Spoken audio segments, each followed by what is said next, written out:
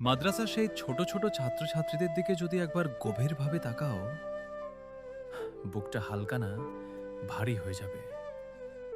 ভোরের আজানের আগেই ঘুম ভাঙে তাদের।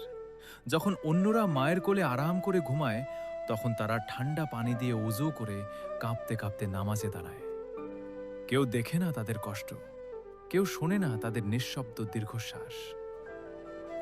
একটা ছোট বাচ্চা যার হাতে থাকার কথা খেলনা, সে হাতে তুলে নিয়েছে কিতাব। যার চোখে থাকার কথা স্বপ্নের রঙিন ছবি, তার চোখ লাল হয়ে থাকে রাত জেগে পড়ার কারণে। মাঝে মাঝে মনে হয় ওদেরও তো ইচ্ছে করে একটু মায়ের পাশে বসতে, বাবার সাথে গল্প করতে, একটু আদর পেতে।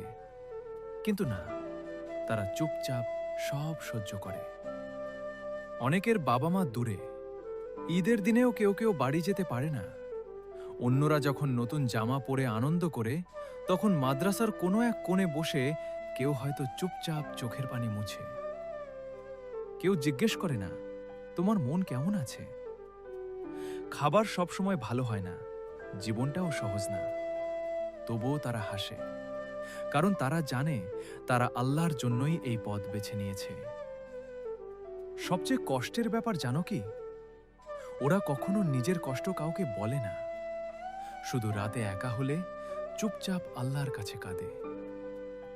এই ছোট ছোট ছাত্রছাত্রীরা, তারা শুধু পড়াশোনা করছে না, তারা নিজের স্বপ্ন, শৈশব আর অনেক না বলা কষ্ট কোরবানি দিচ্ছে। তাদের এই নীরব কষ্টটা যদি একবার অনুভব করতে পারো, বিশ্বাস করো, চোখের পানি নিজে থেকেই চলে আসবে।